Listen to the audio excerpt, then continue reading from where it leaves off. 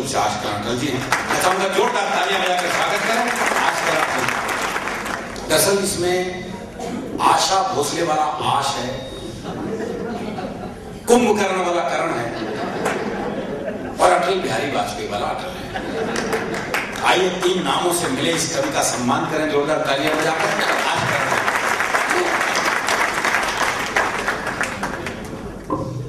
आप सबको प्रणाम करता हूं, मेरे प्रणाम स्वीकार कीजिए।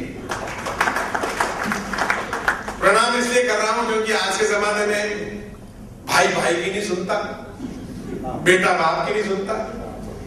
ऐसे में इतनी देर तक बैठकर आप हमारी कविताएं सुनेंगे, इसलिए मैं आपको प्रणाम। मैं आपका ज्यादा समय नहीं लूंगा, उतना ही समय लूंगा जितना समय मैं आपको दूंगा। कवि सम्मेलन में हमें 2 तरह के पार्श्विक मिलते हैं। एक वो पार्श्विक जो हमें लिफाफे के रूप में मिलता है, उसको कुछ रुपए होते हैं। दूसरा पार्श्विक आपकी तालियां, आपके ठाकों के रूप में मिलता है। और लिफाफे वाला जो पार्श्विक है वो तो एक दिन खर्च हो जाता है, लेकिन आपकी तालियां, आपके ठाके जिंदगी भर हमारे साथ में चलते हैं और वही हमसे नई नई कविताएं लिखवाते हैं। इसलिए जहां जहां ठीक लगे वहां मेरा वो पेमेंट कर दें। जरा संकोची किस्म का आदमी हूं, आपको तालियों के लिए बार बार कह नहीं पाऊंगा कि तालियां बजाइए तालियां बजाइए। संकोची किस्म का आदमी हूं। नाम से 1/3 भूतपूर्व प्रधानमंत्री हूं, इसलिए आप मुझे अतिरिक्त सम्मान दे सकते हैं। वैसे हम दोनों में बहुत सी समानता है, उनके नाम में भी अटल जुड़ा हुआ है, मेरे नाम में भी अटल जुड़ा हुआ है। वे भी कविताएं लिखते हैं, मैं भी कविताएं लिखता हूं। वे भी कभी एवरेस्ट पे नहीं चढ़े, मैं भी कभी एवरेस्ट पे नहीं चढ़ा, बिल्कुल बराबरी का मामला है। वे जब जब भी बॉम्बे आते हैं तो मुझसे मिलने के लिए मेरे घर नहीं आते। मैं जब जब भी दिल्ली जाता हूं उनसे मिलने के लिए उनके घर नहीं जाता, बिल्कुल बराबरी का मामला है। आजकल वे भी प्रधानमंत्री नहीं है, मैं तो खैर कभी भी नहीं था, बिल्कुल बराबरी का मामला है। लेकिन 2 बातों में बराबरी नहीं है। पहली बात तो ये कि मैं एक शादीशुदा इज्जतदार आदमी हूं, और दूसरी बात ये कि मेरे घुटने ठीक ठाक हैं। भाई अरुण ने सम्मान और अपमान का मिला जुला मेरा परिचय दिया। सम्मान क्या अपमान तो कहीं भी नहीं किया। वो क्या था, मैं फिल्म बनाई जो मैंने देखी और मैंने ऐसा नहीं हुआ क्या? अब आप किसी और ने देखी हो फिल्म, आपको पता है उसमें रोल किसने किया था वो बताऊं क्या? सुरेंद्र शर्मा उस बेचारे में उन्होंने भेज किया था, वो तक नहीं बताते इस बात को। सुरेंद्र शर्मा उस हीरो थे, बिल्कुल सच्ची बात है। और सारी सच्ची बात है, एक भी झूठ बोल रहा हो तो बताओ। चलो ठीक है, बहुत सच्ची बात है। दरअसल है कि मेरा छोटा भाई है और मैं इसको नाराज नहीं कर सकता।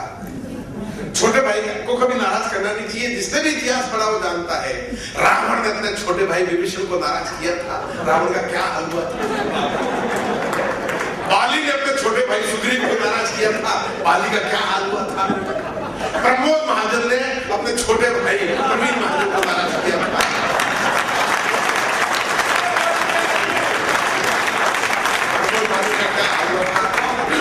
इसलिए मैं रावण नहीं होना चाहता, मैं प्रमोद महाजन नहीं होना चाहता, क्योंकि छोटे भाई को नाराज नहीं करना चाहता। चरित्रों के माध्यम से हाथ से लिखा करता हूँ। यहाँ मैं देख रहा हूँ महिलाएं बहुत सी बैठी हुई हैं। आजकल जो है महिलाएं जो है पुरुषों के कंधे से कंधा मिलाकर आगे बढ़ रही हैं। पता नहीं किन पुरुषों के कंधे से कंधा मिलाकर आगे बढ़ रही है। मेरे कंधे को तो सौभाग्य अभी तक मिला नहीं। जिनके कंधों को सौभाग्य मिला उनको बहुत बहुत बधाइयां। लेकिन एक बात बताना चाहता हूं कि महिलाओं का जो दिल है वो हम पुरुषों के मुकाबले बहुत छोटा होता है। मैं सिद्ध करता हूं और बात अच्छी लगे मुझे बताइएगा।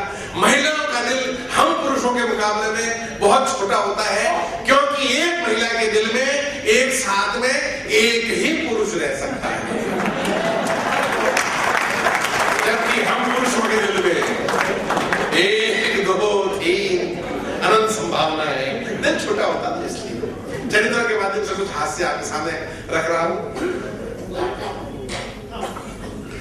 पहला चरित्र एक बच्चे का चरित्र। बच्चों के सवाल बहुत ही प्यारे होते हैं लेकिन उतने ही खतरनाक। एक बच्चे ने अपने बाप से पूछा, पिताजी मैं घर में कैसे आया? आप में से बहुत से बापों ने सवाल पेश किया होगा। पिताजी मैं घर में कैसे आया? तो बाप ने कहा बेटा ऐसा है कि मैं नदी किनारे घूमने के लिए गया था, वहां तो मुझे पड़े हुए मिल गए, मैं तुम्हें उठाकर घर ले आया। और उसने फिर पूछा आप कैसे आए? तो उसके बाप ने कहा कि मेरे पिताजी तीर्थ करने के लिए गए थे, वहां मैं उनको पड़ा हुआ मिल गया, वो मुझे उठाकर घर ले आए। बच्चे ने फौरन जाकर अपनी डायरी में लिखा हमारे खानदान में किसी को बच्चे पैदा करने नहीं आते, कहीं से भी उठाकर ले आते हैं। और बच्चों की सबसे बड़ी पीड़ा होती है होमवर्क। अब होमवर्क की पीड़ा और टीवी युग का बच्चा क्या करते देखिए कि बच्चे ने पूछा होमवर्क करते करते आदमी शादी क्यों करता है? बाप ने सवाल के वजन को तोला और फिर टालने के लिए बोला आदमी शर्ट में बटन नहीं टांग सकता ना, इसलिए शादी करता है। बच्चे ने फौरन दूसरा सवाल किया फिर दर्जी क्यों शादी करता है? बच्चे ने फौरन दूसरा सवाल किया फिर दर्जी क्यों शादी करता है? आपके सारे बहाने बेकार हैं, मेरा होमवर्क करके दीजिए, इस होमवर्क के लिए आप जिम्मेदार हैं। अगली पंक्ति देखिए, इस होमवर्क के लिए आप जिम्मेदार हैं। आपने शादी की तो मैं आया तो स्कूल गया तो ये होमवर्क मिला। अब ये होमवर्क मैं क्यों करूं?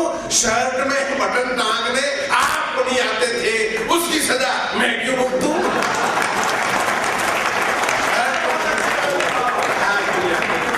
उसकी सजा मैं क्यों भुगतूं?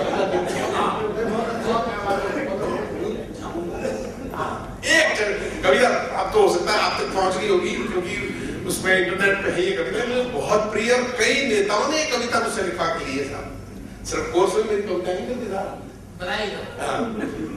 नेता तक लिखवा के ले जाते नेता। बताइए साहब, मैं अपना अपमान दूर कर रहे, हमने कुछ कहा ये तो गलती हो गई। तो मैं अखबार पढ़ रहा था, अखबार में एक समाचार था कि बिहार में झामुमो का प्रभाव घटा। बिहार में झामुमो का प्रभाव घटा, तो मैंने समझा कि झामुमो नाम की कोई बीमारी होगी जिसका प्रभाव घट गया होगा।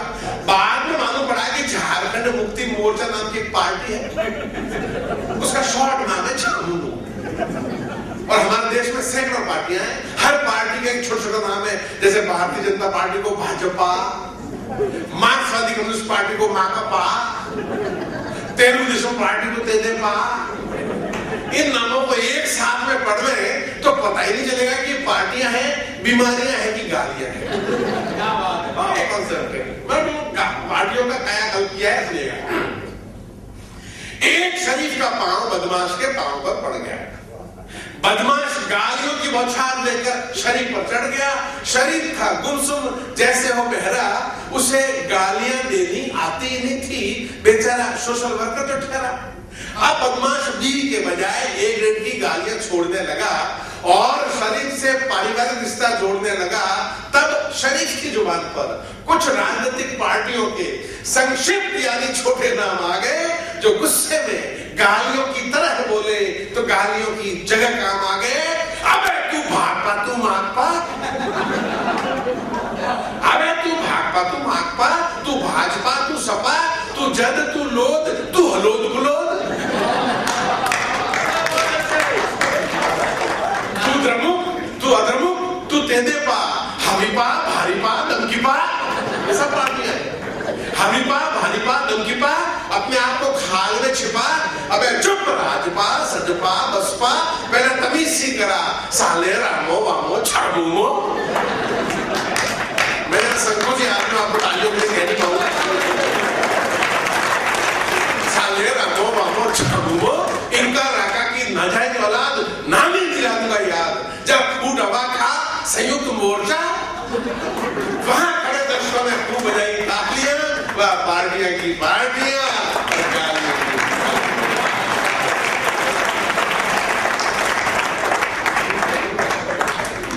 एक चरित्र साहब, महान चरित्र आपके सामने रख रहा हूं, और वो चरित्र है मीडिया।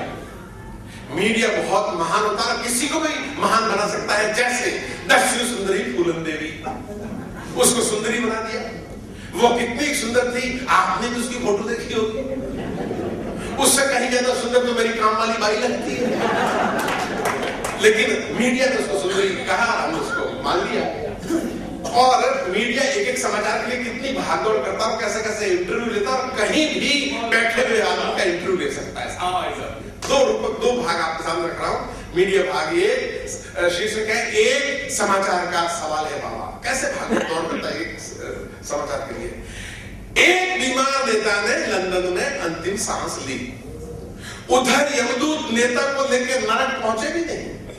उससे पहले चैनल का रिपोर्टर लंदन पहुंच के अपनी टीम लेकर और नेताजी के बेटे का इंटरव्यू लिया। आपको कैसा लग रहा है? गरीब का बाप मर गया, उसे पूछ रहा है आपको कैसा लग रहा है? जी मैं कुछ समझा नहीं, क्या कैसा लग रहा है? आपके पिताजी के मरने की खबर सुनकर आपको कैसा लग रहा है?